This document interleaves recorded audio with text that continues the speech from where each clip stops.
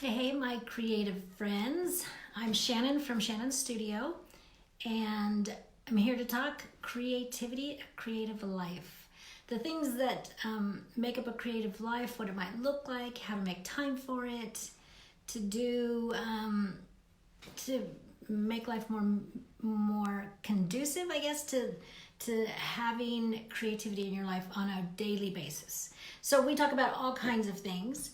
And I also tie it to Sweden a little bit sometimes because I'm living in Sweden and for a couple years.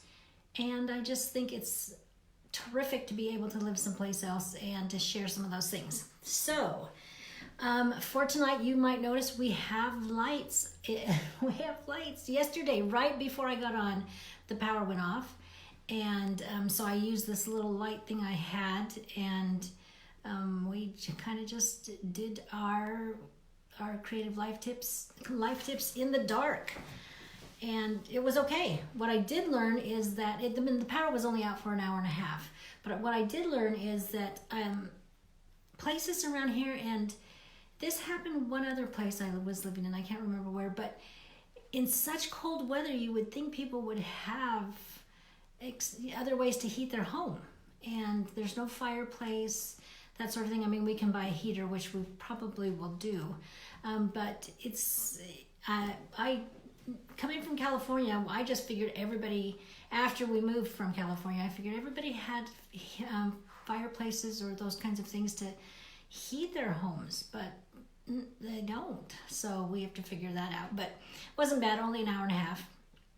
But tonight we are going to talk about traditions, the spirit of Christmas, actually, not traditions generally, but the spirit of Christmas. Because what happened was Thanksgiving came around, and we didn't celebrate Thanksgiving here. I mean, nobody does except for Americans, and they didn't have turkeys there until the last minute. And Alan worked all day until 6:30, 6:45. He got home, and Joseph went to school that day. So it just didn't even feel like a holiday at all. So it just kind of fell by the wayside, and it was like, oh, that's kind of sad.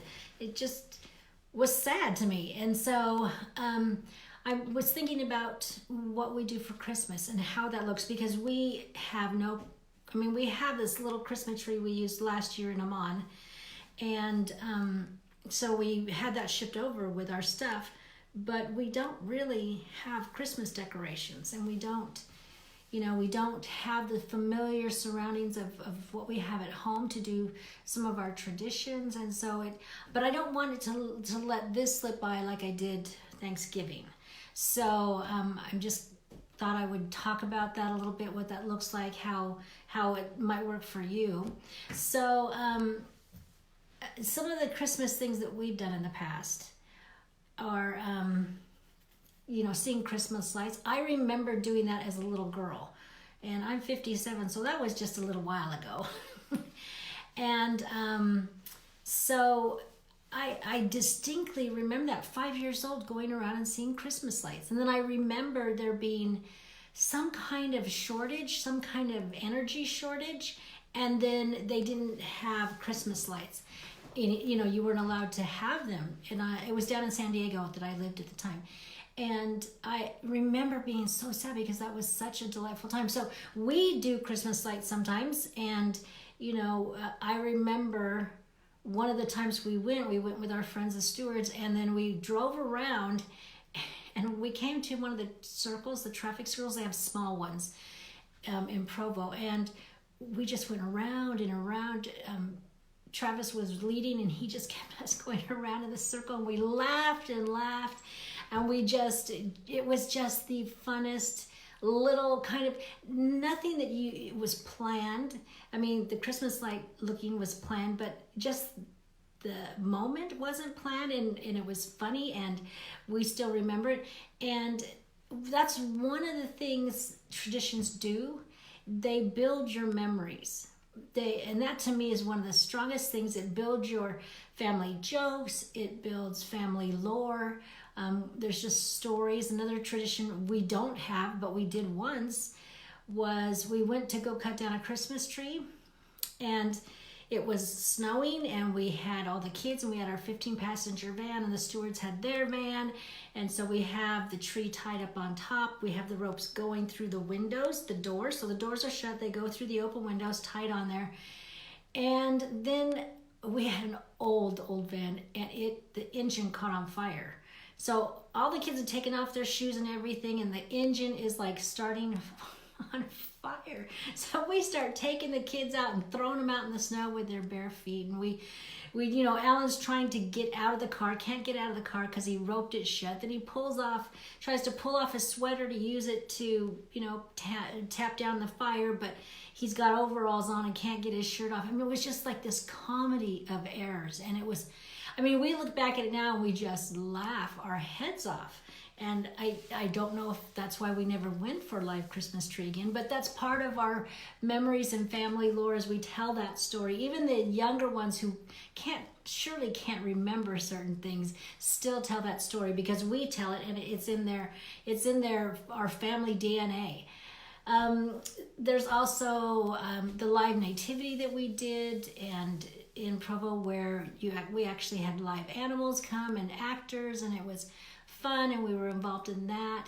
And the caroling that happens often with people. Decorations, I would always decorate like crazy. And then I went back to school, and I couldn't sustain that, to go to school full time and 8 kids and all the things that go with it. I couldn't sustain that, so I didn't decorate. And it was so funny because my husband would give me a bad time about decorating before, but then when it was gone, he's sad now because we don't have the decorations, because we were talking about it tonight. And I said, what were things that you liked about what we did? He goes, the decorations. And he goes, I know. And it's just funny to me. He goes, you don't know what you miss until you don't have it. And so sometimes we think our efforts are like, oh, we do this again, nobody cares. But really, people do care. And it does, as long as you're not driving people nuts, they do care. And they do love those things. The Christmas Eve story on Christmas Eve, the Christmas story on Christmas Eve, Alan would read that for us. Gingerbread houses, which I talked about, and we already did our gingerbread houses once. I got other kits so we can do it again because Joseph loves it so much and actually has prayed about it, that to him that's just kind of the essence of getting together and doing that. Let's see. Forgotten Carols. It's a little musical book with some music to it, and it's just fun and tells some little tender moments about that might have happened during the first Christmas and Christmases after that, and that's just a nice one. My husband really likes that one.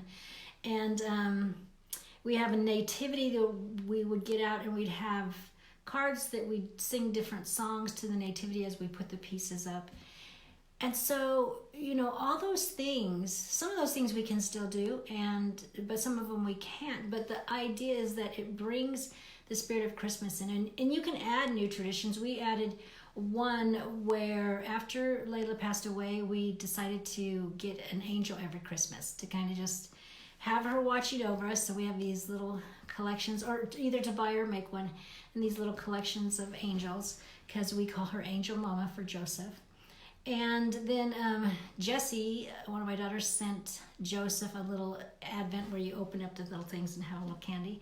And I like that. I like the idea of an advent to add to that and to the spirit every day. So those are some of the things that we do. And I'd like to hear some of the things you do, so that we can also kind of see how we're going to do holidays away, where we're away from our main home. So some of the things are the memories that you gain from them. Another Christmas, Alan was out of work for a few months with his back, and I couldn't even go get a job because I was 9 months pregnant.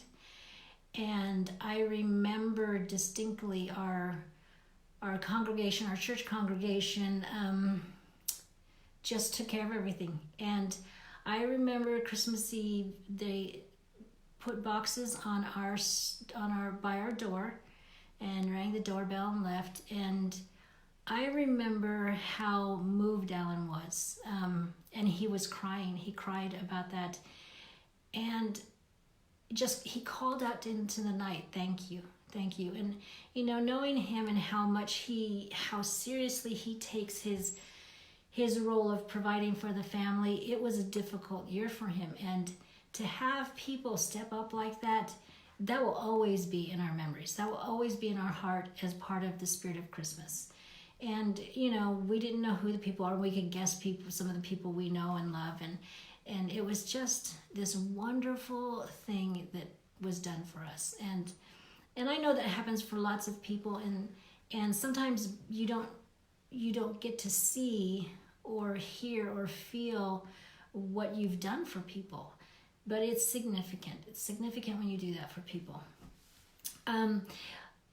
Traditions, the spirit of Christmas traditions show by your actions what's important to you and what you want to pass on. It helps with bonding as a family, and if some of the things have been passed on from previous generations, it connects you. I mean, my grandmother did Christmas stockings, and the sequin kind where you put on the sequin and the bead, and she covered our stockings and with beadwork, with that sequin beadwork. And I was just like, I did one for her because she did one, and I thought, I'm gonna make her one, because we kind of pick names and stuff like that. So I was gonna do her one. When I sat down and did that, I realized how much work went into that. And I didn't even cover mine like she covered hers. Hi, Donna. So every time I bring those stockings out, we talk about the stockings. Some of the kids have stockings before she passed away, and it ties us to her. And, it keeps her alive in our lives. And that's part of what creativity does. When you add creative things to your traditions and your spirit of Christmas, you can be tied to preceding generations. Another thing it does is it kind of gives a sense of belonging, and that you are part of something and somebody and a unit. You don't even have to be a family. You can be part of something. I know plenty of people who get invited regularly, traditionally, to people's houses and friends and that sort of thing. This Ovul Sezer says, whatever the ritual is and however small it may seem, it helps people to get closer to one another. And that's so true. So true when you take the time. And I know the burden falls mostly on women, on moms, to be able to do those things. And during this time of year, you got a million things to do, but I just wanted to kind of encourage you to keep on doing those things because they're so important. And just on the scientific side of memories and nostalgia, when people think back on the things you've done, this was interesting to me because I didn't know this. It counteracts loneliness, boredom, and anxiety when people think back on those things that you're doing this very Christmas season. It makes people more generous to strangers. It makes couples feel happier, which I was surprised by that one, when you sit and you reminisce and you think about the things you've done. But just even tonight, Alan and I were talking about it, and the things that we laughed about, and the things that he brought up, and I just thought, there's a sweetness to the conversation that wasn't there when we were talking about other things. And so, the research says couples feel happier. Nostalgia also will, it can literally make you feel warmer when you're in the cold. That's just awesome. I can't even believe what our bodies and brains will do. It makes you more optimistic and inspired about the future. And John Tierney says, nostalgia brings to mind cherished experiences that assure us we are valued people who have meaningful lives. And I think Christmas is such a wonderful time that can be filled with loneliness for people. But if we continue our traditions and invite people into them so that they can have that spirit in their lives, and to not give up on all the hard work that you do and you put in. And I'm just thinking about you, Donna, being away from your family, I think, this first Christmas. I'd like to hear what you're going to do different, or how you're going to still do some of your traditions. I know from what I see, you are very close to your kids. So share with me ideas, share with us ideas, because I'm looking for new traditions since we are not home and don't have the same lifestyle that we had. And there are some traditions we're picking up here, like the Yule board I told you about. I think Santa Lucia is coming up, and just some different things. All Saints Day. So we're gonna kind of change things up a little bit for ourselves. Donna says, I just mailed one of our traditions off today. Oh, what was that? So I'm missing some of our traditions, but I'm hoping to find some more. So that is it for tonight. Keep the spirit of Christmas alive in your traditions. That is the tip for tonight. We will be back tomorrow. So you have a creative heartbeat, so listen for it. And Donna says, annual Christmas story exchange. Oh, that's a good one. I like that, Donna. Annual Christmas story exchange. I like that. Yeah, we're also, it's like the gift giving is different for us too, so that might be something. So we're going to talk about gift giving tomorrow, Christmas gift giving. So if you have thoughts about that one, put them down too. Anyways, I will see you tomorrow.